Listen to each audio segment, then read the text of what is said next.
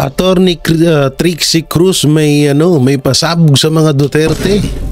At ito yung nangyaring halalan. Bago pa daw mangyari ang halalan, sabi nitong isa sa mga kilalang senador din, talagang may nakaplanado ng mananalo. Naku po, grabe ito.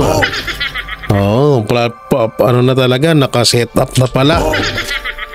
Parang sa madaling salita, nakaprogram na yung panalo nung ibang mga senador. At ito, magbigay update rin po tayo sa kalagayan ni dating Pangulong Rodrigo Roa Duterte. So yun mga barateros, maraming salamat.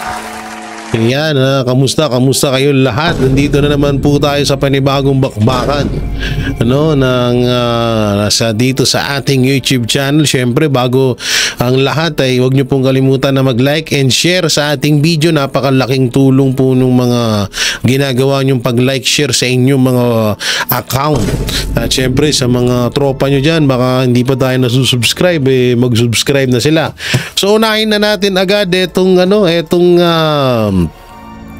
update kay Pangulong Rodrigo Roa Duterte, Ayan, so tingnan na ano na nga ba ang kalagayan ng ating mahal na Pangulo doon sa Netherlands. So panoorin po natin.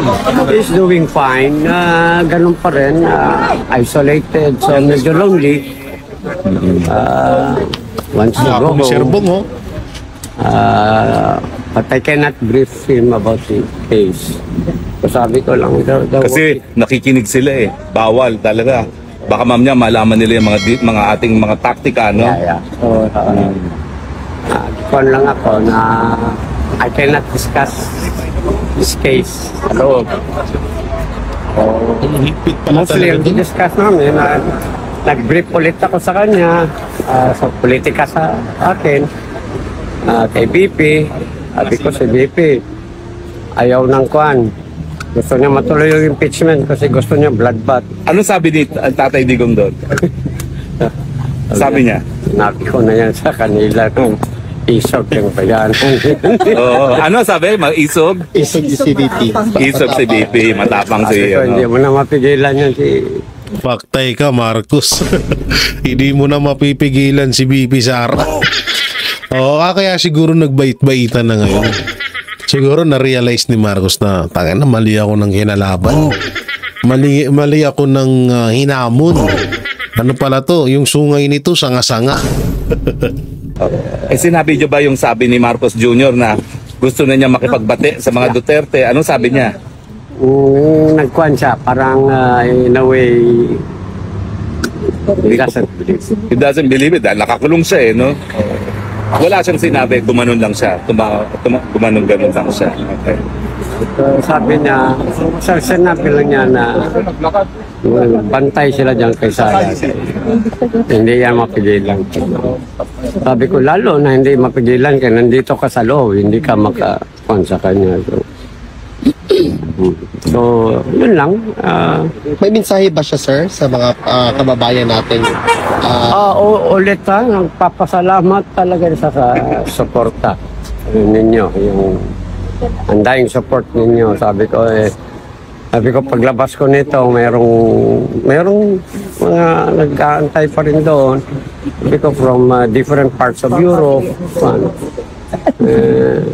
Although sinabi niya na parang concerned din siya sa inyo na you have to go all the way here just to go on. Pero sabi ko, hindi mapigilan. Nakakatuwa mga kababayan na kahit tapos na yung termino ni Pangulong Duterte, talagang naglilingkod pa rin siya sa bayan natin, Grabe talaga. Hindi, kakaiba talaga. Ibang-iba talaga sa lahat ng naging presidente to si Pangulong Duterte. Talagang kaya hindi tayo nagtataka bakit nire-respeto siya ng ibang lahi, ng ibang mga presidente dahil talaga nakita nila na etong taong to kakaiba to. Pero mo hanggang ngayon sinasakripisyo niya pa rin yung sarili niya para sa bansang Pilipinas. Galing. Ganyan, ganyan. He's doing fine. There will be another one sa 23 ba yun? 24. 24. Oh. And then sabi ko, and then another one kung dadating na si... Sinabi nyo na may posibilidad na darating si Inday Sara. So, ang kuha na lang natin, if-ever kung dumating si Sarah, ako naman medyo Uuwi. balik na muna doon. So whoever kung sinong dadating sa mga anak, silang take over. Ako talaga, all I can do sa loob, because we, as I said, cannot discuss the merits of the case doon. So nag-brief lang ako sa kanya sa pangyayari sa Pilipinas. Paano po ang briefing nyo? Anong sinabi nyo yung latest development sa Pilipinas?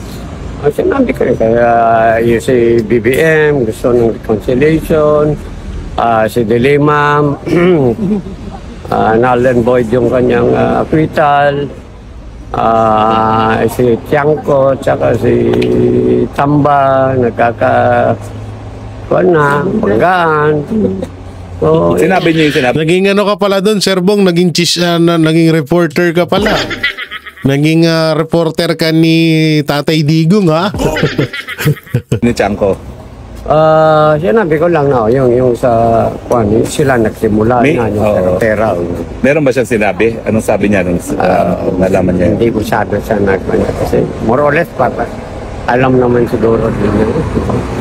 Sa palagi ko alam naman. Pero ang kinaganda doon ay nasa maayos na kalagayan si Pangulong Duterte. So yun, hindi na ho natin na tatapusin yun, no, dahil nakuha naman na natin yung impormasyon na So eto na, dito na tayo sa pasabog ni Attorney Trixie, mapatungkol nga ho dito sa kasi alam niyo si Attorney Trixie, isa to sa talagang kilalang kilala si Pangulong Marcos Jr. So ano kaya masasabi niya rito sa pakikipagbati ni BBM? So panoorin natin. DMJ, magandang gabi, Admar. Opo. Attorney, nakikita niyo po bang sincero ang sinasabi po ng Pangulo this time na gusto niyo makipagbati? Ang tingin ko dyan, regardless kung sincere siya o hindi. The fact is, it's bad timing. At saka halata na this is born out of desperation. So, posibleng sincere. Gusto niya makipagbati because it's a matter of political survival for him. So, may reason. Hindi siya whether sincere siya o hindi. I think sincerely gusto niya talaga makipagbati to take the heat off him. Pero it's a case of too little and too late. Opo, and 3 taon na ang nakalipas at alam naman natin na magkasundo po yung Marcos and Duterte, kaya nga pumayag ang pangalawang Pangulo. Pero parang ang lumalabas po, kung pagbabasahin yung interview sa kanya, yung mga Duterte may kasalanan kung bakit nagkaroon sila ng problema, attorney. Parang nakikita ko doon sa interview, meron silang gustong ibintang sa dating administrasyon. Nag-hold back lang siya kasi exactly the reason kung bakit nasa position siyang ganyan ngayon, na very defensive sila, na ang sama ng showing during the last elections, dahil sa walang humpay na pagbabakbak sa dating administrasyon at sa harapan ng kanyang pangako ng continuity. So, pero ang tingin ko, nasanay sila na yun yung mode nila, bakbak ng bakbak, na nakita mo during the interview nag-hold back pa siya. Tapos ang dami pang mga factual errors. So, ito hindi masamang idea ito. Hindi ko alam bakit sila gumawa ng ganito. Tsaka yun nga, sinabi ko nga na puro lang parang nagyabang si Marcos. Parang gusto nila, alam tipong parang may gusto lang siyang isi-isi sa mga Duterte.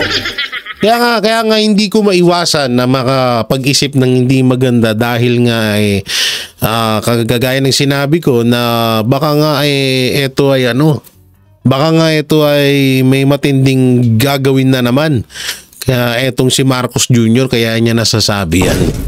Oo, kaya mahirap magtiwala eh. At kung matatandaan natin, banggit din ni Vice President Sara Duterte, hindi mga Duterte ang may problema at ang problema ng Pilipinas. At tong last interview din niya, ang sinabi niya, ang problema bakit natalo nga itong alyansa or hindi marami nakapasok sa kanilang slate ay dahil nga sa mismong kagagawan ng Pangulo. Yung mga naging pangako na napako na hindi itinuloy, kung pagbabasehan natin yung kanilang usapan noong panahon na bago pa ang kampanya at bago pa ang 2022 elections. Correct. Ang pinakamadali na paraan para mangampanya ay pangalandakan ang inyong accomplishments. Ang problema sa magtatatlong taon na nakaupo sa pwesto ang ating Pangulo at ang kanyang mga kalyado, ang pinaka-accomplishment nila ay yung pagbabakbak sa mga Duterte. Again, not a good look. Yun na nga yung reason kung bakit bagsak sila. Yun pa rin yata ang kumbaga naging habit. They're still not breaking out of it. Hindi, tsaka totoo naman eh. No? Simula at biroy mo 3 years. 3 years na pagiging Pangulo ni Marcos Jr. Wala naman nagawa. Ano naman nagawa niya? Nagawa niya na naidala na si Pangulong Duterte sa Interpol. Nagawa niyang ipakulong si Pastor Apollo Siki Buloy. Nagawa niyang ipa-wanted si Bantag tsaka si Tebes. Yun yung nagawa ni Marcos. Kahit naman siya mismo, aminado siya, mabagal daw ganito ganyan. Alam niyo yung subway na hindi naman sa kanya yun. Ang kapal nga ng mukha eh. Sobrang kapal ng mukha, biruin mo lahat naman hindi naman sa pagiging bitter kasi alam nyo kasi ang pangit lang sa administrasyong Marcos, pwede naman nila angkinin yun yung subway na pinapagawa ngayon. Pwede naman nila angkinin pero magbigay credit ka sa nauna sa'yo. Kasi unang-una, si Duterte nakaisip niyan, yung subway na yan. Ikaw, ilang % na lang gagawin mo. Ang masama dito, yung subway na yan, halimbawa lamang, may 20 billion na pondo yan. Biglang naging 10 million. O kaya sabihin na natin naging 30 million. Naku po, may katkong na naman. Yun yung masakit dyan, no? Opo, dito naman sa issue ng impeachment, nakikita nyo po ba na parang same ang messaging nitong si Marcos Jr. o parang naiba na? Kasi kung matatandaan natin, una niya niyang sinabi na hindi niya suportado itong impeachment. Pero doon sa tanong sa kanya, dito nga sa podcast na ito, ang sinabi lang niya na hinahayaan na niya yung Senado dito sa proseso po ng impeachment. Magkatugba ba sa tingin ninyo yung kanyang unang naging pahayag dito sa panibago niyang pahayag po, attorney? Oo, malaking pagkakaiba. Kasi very adamant siya. Ilang beses na kanyang sinabi yan. Even before sinasabi niya, hindi siya palo sa impeachment. Para sa kanya, aksaya yan sa oras. Ang dami daw pwedeng gawin pang hindi dapat pinagtutukunan ng pansin yan. Ngayon, ang sinasabi niya, parang moral equivalent na, andyan na yan hayaan na lang natin yan. So, na-underscore yung weakness ng position niya. Mukhang napagsabihan siya o sinisingil siya ng kanyang mga kaalyado na, kaming nandito. Hoy! Hindi yan sa akin sa record ni Leon. Yung karamihan sa mga Hindi, totoo naman, alam nyo, siguro nga, talagang kaya nga etong nangyaring halalan, akala talaga kasi nila Marcos sobrang lakas nila. So, pinatunayan lang ni Marcos na talagang siguro din na realize na rin ni Marcos na, oo nga, totoo nga, pinanalo lang kami ng mga Duterte. Ay, oo nga, hindi kami mananalo kung hindi dahil sa Duterte. Ay, oo nga, sobrang lakas talaga ng Duterte kaya kami nanalo. Ngayon, nung siya na yung nag-i-endorso ng mga kandidato, nga. Kung hindi pa nga in-endorso ni VP Sara Duterte, si Amy, tsaka si Camille, baka hindi rin yung makapasok. Di sa totoo lang, napakalaking impact nung endorso ni Vice President Sara Duterte diyan sa dalawang yan. Ang di ko lang talaga mapagtanto yung tatlo. Si Lito Lapid, Bam Aquino, tsaka si Kiko Pangilinan. Kay Tito Soto at Ping Lacson, medyo ano ko na yun medyo gets ko na Pero yung tatlo, labo Bato ng administrasyon ay una dahil sawa na raw ang mga tao sa politika at pangalawa, disappointed ang tao sa serbisyo ng gobyerno. Hindi nila nararamdaman at masyadong mabagal ang galaw ng pagbuo ng mga proyekto na hindi pa nila nararamdaman. Sabi niya, palagay niya, dahil noong bagong upo, banggit na dalawang dahilan kung bakit nga po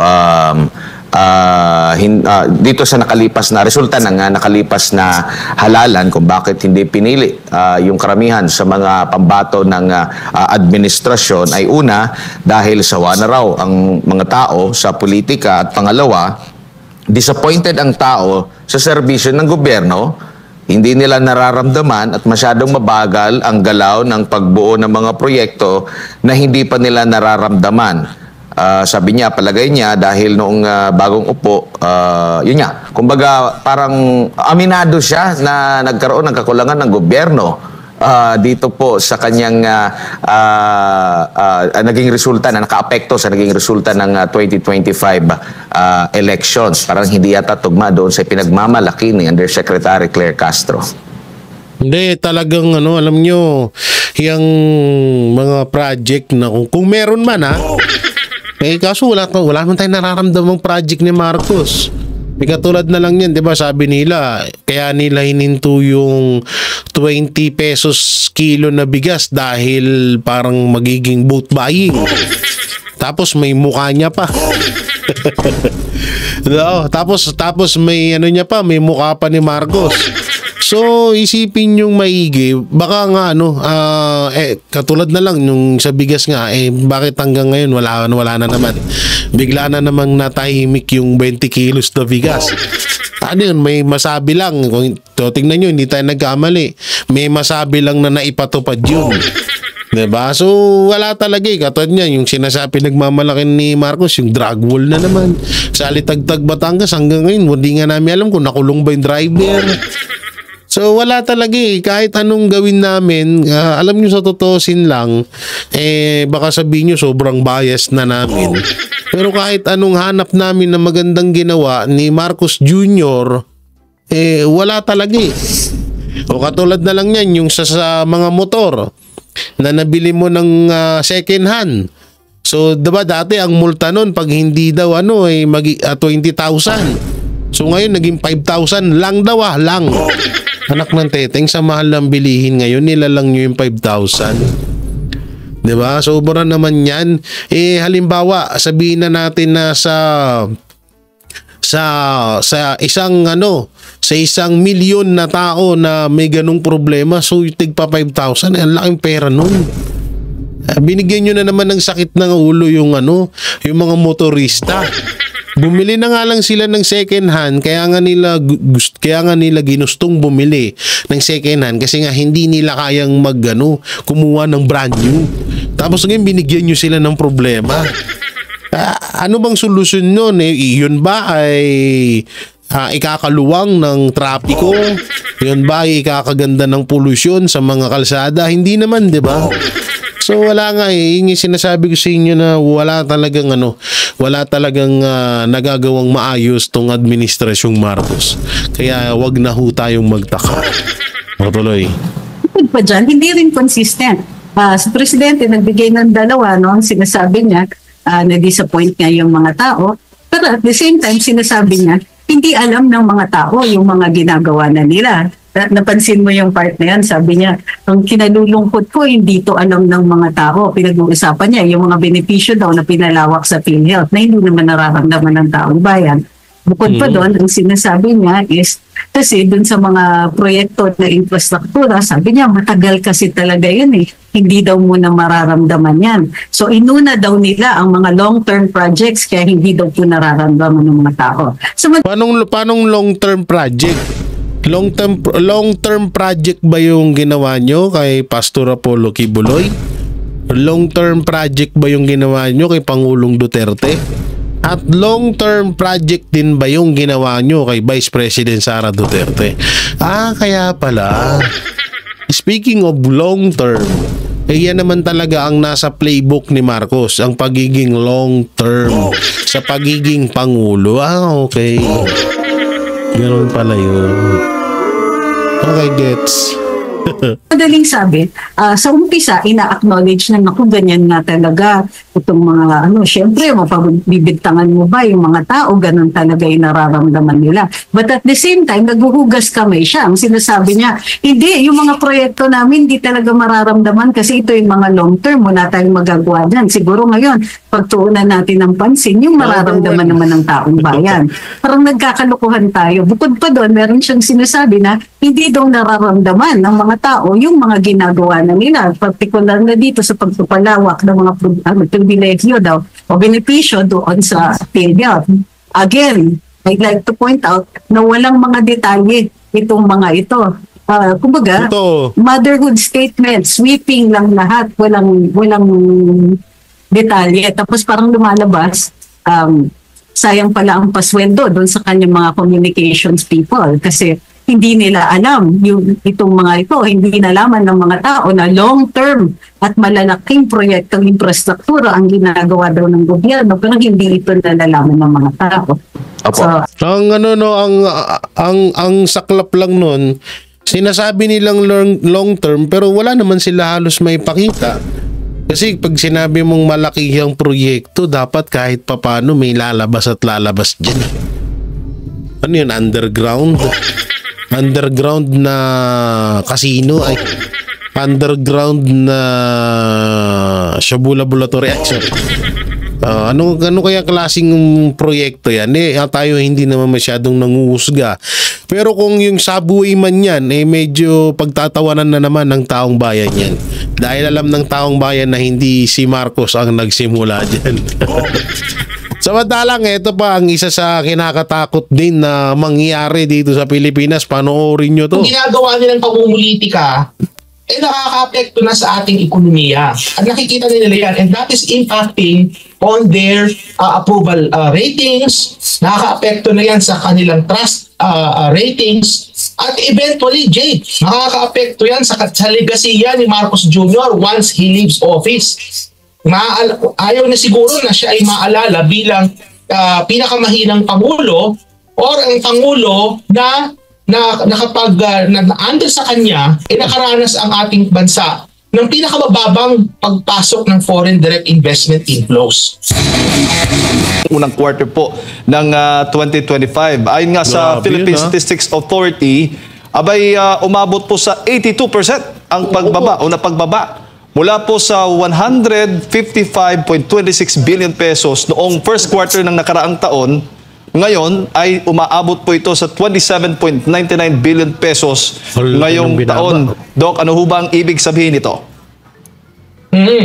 Well, maraming posibleng explanation kung bakit nakaranas ng pagbaba ng foreign direct investment ang ating bansa. It can be a combination of different factors. Factors that are internal to the Philippine economy or external, labas po sa ating bansa.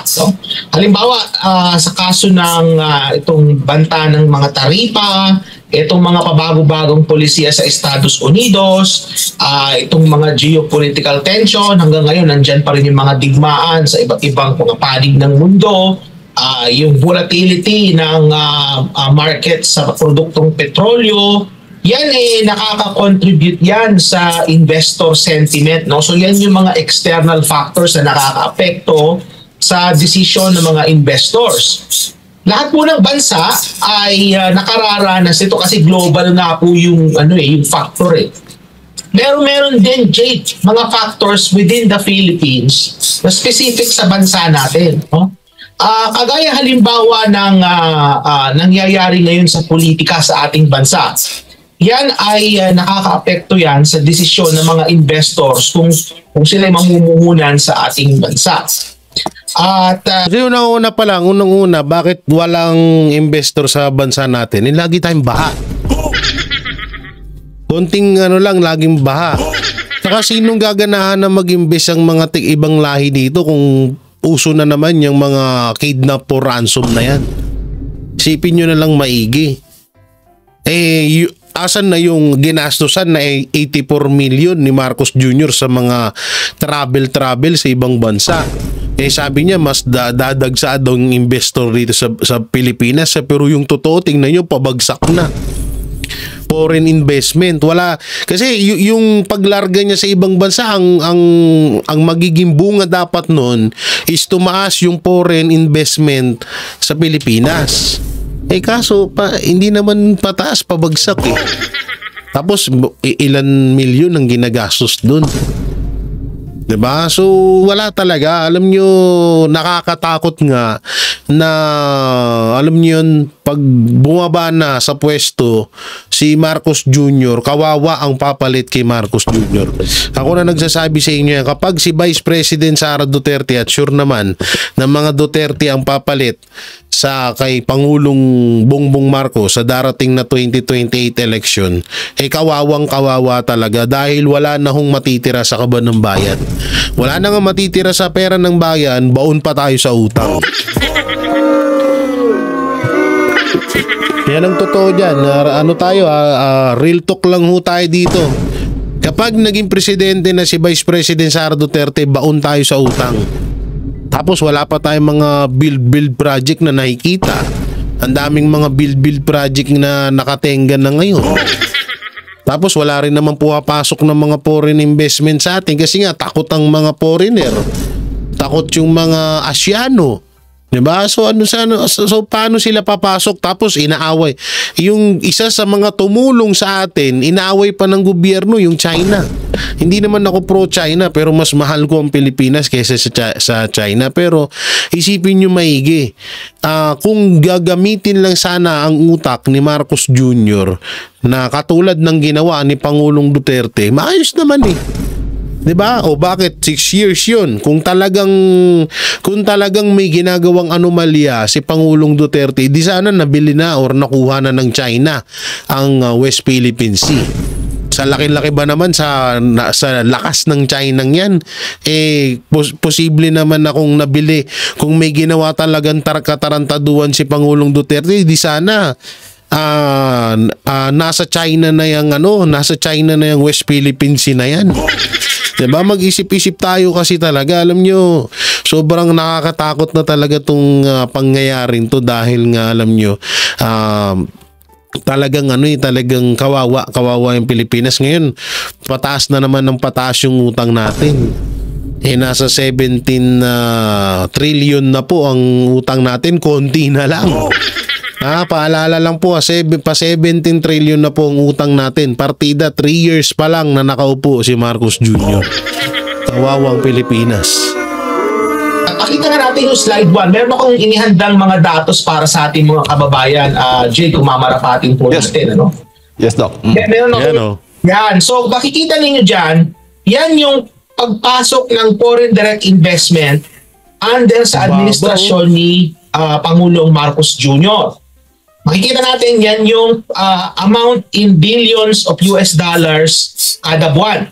Makikita natin tumataas at bumababa yan, ano? So that exhibits what we call cyclicality, ano? May cyclical factor yan, no? Tumataas at bumababa.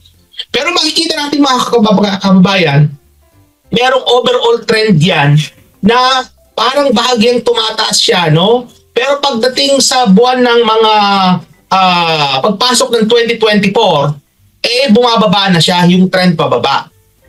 Ito yung binabanggit ko kanina na mga internal factor. Ano ba internal factor nito? Ito yung pampolitikang nangyayari sa ating bansa, yung mga issue pang politika. Kung maalala natin, yung ugong-ugong ng impeachment kay Vice President Sara Duterte, yan ay nagsimula yan noong mga panahon ng end of 2023 hanggang most of 2024. At nag-culminate yan doon sa pag-file ng impeachment complaint noong Disyembre ng nakaraang taon. Makikita natin doon sa mga panahon at buwan na umuugong-ugong yung impeachment na yan, makikita natin yung overall trend ng foreign direct investment ay pababa. Kikita natin yan. At nagkataon na yung buwan na kung saan i-file yung impeachment complaint, yan December yan, no, nakaraang taon, nag-coincide yan doon sa buwan na merong pinakamababang pagpasok ng foreign direct investment sa loob ng mahigit isang dekada.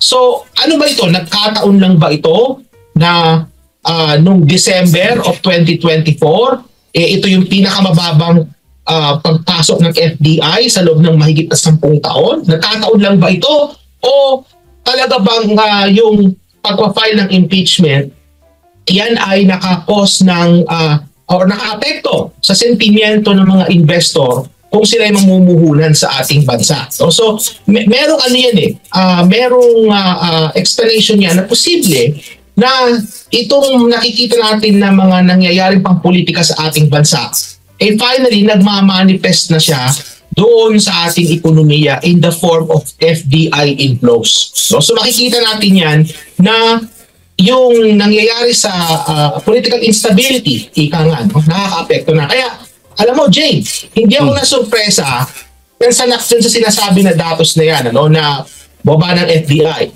At hindi rin ako na-surpresa na after a few months, bigla itong si Marcos Jr., ang sabi na niya, makikipagbati na siya sa mga Duterte. Kasi ang nangyayari na ngayon, yung ginagawa nilang pamumulitika, nakaka-apekto na sa ating ekonomiya. At nakikita nila yan, and that is impacting on their approval ratings, nakaka-apekto na yan sa kanilang trust ratings, at eventually, Jay, makaka-apekto yan sa legasiya ni Marcos Jr. once he leaves office. Ayaw na siguro na siya ay maalala bilang pinakamahinang Pangulo or ang Pangulo na kapag under sa kanya, nakaranas ang ating bansa ng pinakamababang pagpasok. Opo. Grabe, no? Pero yun nga, ito, lakihan ko Ngayon lang to nangyari, foreign investment sa Pilipinas. Ayan, no? Ano to? 0.1. Ganyan kababa. No? Sa loob daw ito ng 10 years. So, ito ba ay nagkataon? At lalong-lalo na ito pa ang pinakamalupit dyan nung panahon na in-impeach si Vice President Sara Duterte sa Congress. Malaking impact talaga ang nangyari. No, pero ito naman ay hindi naman kagaya ng sinasabi nga ni Pangulong Duterte at ni Vice President Sara Duterte. Hindi nga sila talaga ang problema. Ang problema talaga ay yung administrasyon Marcos kung gaano ipalakad or gampanan ng kanilang mga trabaho. Kasi wala rin naman talagang mag-i-invest dito sa bansa natin kung mismong mga investor nakikita nila na gulo-gulo tayo dito.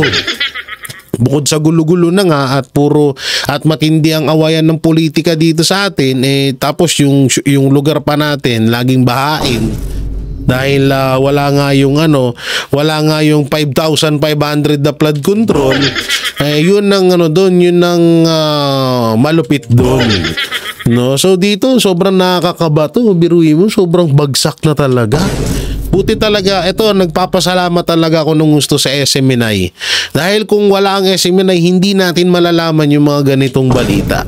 At salamat din kay Dr. Michael Batu dahil gumawa siya ng ganito at least nalaman ng sambayan ng Pilipino na talagang palubog na ang foreign investment dito sa bansang Pilipinas. So yan, hindi na natin tapusin yung video na yan. At dito tayo, asan yun? Ito ba yun? Hindi. Ito ba yun? Hindi. Si Madam Claire, hindi yan. Ito. Ito yung dito tayo, no? Ito yung talagang nakaplanado na daw ang mga mananalo sa panoorin po natin. May nanalo na nga ba bago pa man bumoto ang bayan nitong eleksyon? Yan nga ang tanong ng maraming botante, maging ni dating Defense Secretary Norberto Gonzales na hayagang nagsasabi na may nagmaniobra sa halalan. Ang eksklusibong report na ito mula kay Almar Forzuelo.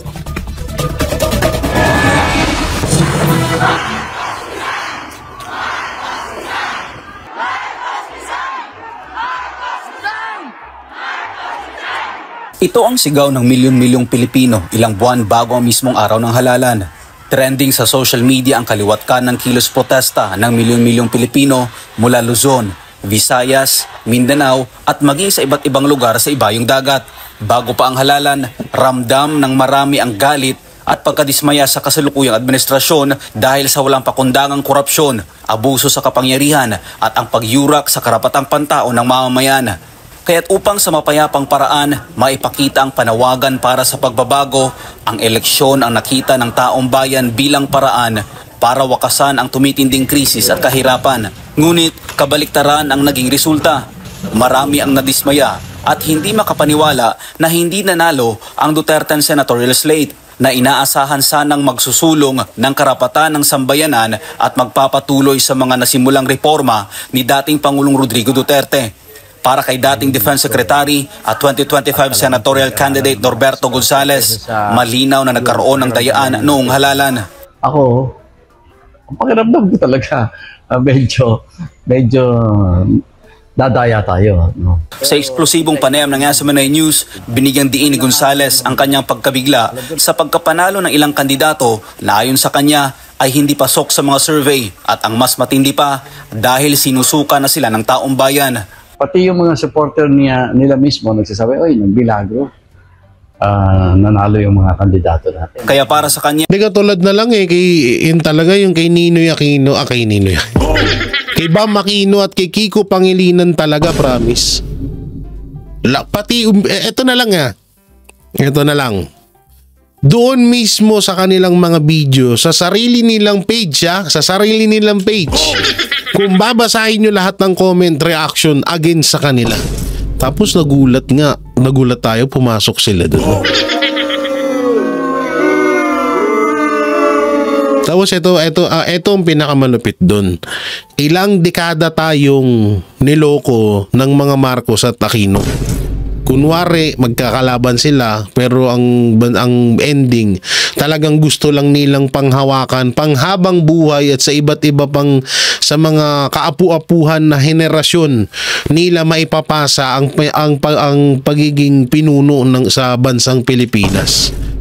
Ito to, yung pagkapanalo ni Bam Aquino at ni Kiko, pustahan tayo, may matinding alam dyan. Malaki ang alam dyan at ambag dyan ni Marcos Jr. Maniwala kayo sa akin. Alalahanin nyo kamag-anak ni Lisa Araneta Marcos ang mga Aquino. Oo, at sinabi niya mismo yan, di tayo fake news ha. Sinabi mismo yan ni Lisa Araneta Marcos na kamag-anak niya ang mga Aquino. Kaya yan ang abangan nating niyang baka nga maging baka nga ang Romualdez or ang mga Aquino ang magtandem sa bandang huli. So pantuloy natin to.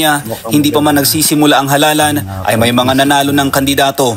Anya, magkahiwalay ang operasyon ng umunoy dayaan sa lokal at pambansang antas. Sa national level, anya, malinaw na may kontrol na mula sa itaas, mula sa sentro ng kapangyarihan, maging ang pagkakaayos ng ranggo, batay sa dami ng boto, tila planado at sistematikong isinagawa. Sa ngayon, patuloy na nangangalap ng karagdagang ebidensya ang kampo ni Gonzales ukol sa umunoy dayaan. Hinihintay na lang din daw nila ang resulta ng mas malalim na pag-aaral. Subalit sa inisyal na pagsusuri, kapansin-pansin umano ang pare-parehong pattern ng kanyang ranking sa napakaraming probinsya na isang indikasyon na posibleng may sistemang kumikilos sa likod ng resulta. Kaya para sa kanya, panahon na upang baguhin ang mismong sistema ng pagboto sa Pilipinas. Kaya unang-una, ang gusto kong makita, magkaroon tayo ng bagong electoral system. No? Yung electoral system natin, kahit anong sabihin natin, sa dami ng hindi nagtitiwala dyan, hindi dapat na yan ang electoral system na dapat gagamitin natin. Walang tiwala sa bayanan eh. Maraming nagdududa. Bakit mo pipiliting gamitin? So, ibahin natin ang electoral system natin. Samantala, kaugnay nito, suportado naman ni Gonzales ang ginagawa ngayong kilos protesta ni Pastor Apollo C. Quiboloy laban sa COMELEC. Sinabi ni Gonzales na nais niyang mapabilang sa mga grupo o individual na nagsusulong ng tunay na pagbabago. At isa sa mga kinikilala niyang leader na may ganitong paninindigan ay si Pastor Apollo C. Quiboloy, ang spiritual leader ng Kingdom of Jesus Christ o KOJC. Ako, gusto ko sana na masali ako doon sa tama at totoo. At kailangan ng taong bayan natin ang mga mamumuno sa ganyang klaseng kilos. Huwag natin payagan na laruin lang yan o kung sino-sino. Di alam nyo yung desisyon or yung panukala ni Pastor Apollo C. Quiboloy na mag-manual counting. Sobrang dami pong natutuwa ngayon ho doon. Yan po, hindi po yan fake news dahil sobrang dami hong natutuwa sa panibagong hakbang na plano ni Pastor Apollo C. Quiboloy na mag-manual counting nga. Tsaka yun nga, at may sinabi din si Pastor at nabanggit na rin nila Boss Dada Banat Bayan na kapag lumabas sa counting, manual counting doon sa botohan, na panalo si Pastor ay hindi pa rin siya uupo bilang senador. Gusto niya lang malaman at gusto niya lang makita ng taong bayan kung saan napunta yung kanilang mga boto. Ayun po talaga yung punteriya doon ni Pastor. Hindi porket parang sinasabi nyo na bitter or hindi tanggap ni Pastor yung pagkakatalo niya. Isang malaki pong kalukuhan yun. Sobrang isang malaking kalokohan yun. Kaya nga sinasabi nga ho namin, hindi ho kailangan ni Pastor yung pagiging senador na yan. Hindi niya ho kailangan yan. Kaya niya lang din naman niyang pinasok is para baguhin niya yung sistema na nakikita niyang mali dyan sa Senado. At kahit naman din naman tayo ng mga pangkaraniwang Pilipino ay kitang-kita naman din talaga natin ho yung yung talagang pangit na nangyayari sa Senado natin ngayon. 'Di ba? So yung mga mga sabi-sabi diyan, hindi lang kayo makamubon kaya nagaganyan kayo. Mga ulul, mga ulul kayo. Hindi kailangan na ako na nagsasabi sa inyo, hindi na kailangan ni Pastor yan. Sa tutusin, parang si Pastor kung talagang magpapahinga na lang siya na wala siyang pakialam. Ito kung walang pakialam si Pastor sa Pilipinas, kayang-kaya na ni Pastor mamuhay ng mapayapa. Sasangayunan niya lang ng sasangayunan si Pastor si Marcos Jr. sa mga gusto katulad yung ginagawa ng ibang mainstream media na pumabor lang ng pumabor sa administrasyon. Kung yun kung yun kinagat ni Pastor yun, wala na siyang problema. Kung wala siyang pagmamahal sa bayan, hindi kayang-kayang gawin ni Pastor yun na na magpabayad na lamang. So although hindi na rin kailangan ni Pastor ang pera, pero kung gusto niyang matiwasay ang buhay at sumunod na lang ng sumunod sa kagustuhan ng administrasyon, wala na siyang problema. Yung nga lang, tatalikuran niya yung kaibigan niya na si Pangulong Duterte. Yun yung kinaganda kay Pastor dahil hindi niya yun ginawa. Diba? Inalay niya yung buhay niya para sa Pilipinas, inalay niya yung buhay niya para sa kaibigan niya. Ganon kalupit. Kaya kami, hangang-hanga kami, mapahanggang ngayon kay Pastor at para din sa amin, sa lahat ng naniniwala kami na panalo si Pastor bilang senador ng bansang Pilipinas. Sadyang nagkaroon lang talaga ng daya. So yun mga banateros, mga kabiyaya, ano po bang masasabi nyo sa mga napag-usapan natin? I-comment nyo lang po dyan sa baba. At syempre, huwag nyo pong kalimutan na mag-share. Paki-share po itong mga vlog ho namin ng mga banateros. Napakalaking tulong po niyan sa mga YouTube channel. At syempre, para malaman din ng iba pa nating mga kababayan yung mga balita nila, yung mga balitan dapat nilang malaman. At kayo ba, naniniwala ba kayo na wala pang halalan na may nakaset up ng mga mananalo? At kayo ba naniniwala na kapag tapos na ang termino ni Marcos Jr. ay talagang simot ang pera ng taong bayan? So i-comment nyo lang po dyan sa baba. Maraming salamat. Ingat po kayo palagi. God bless and peace. And bye-bye.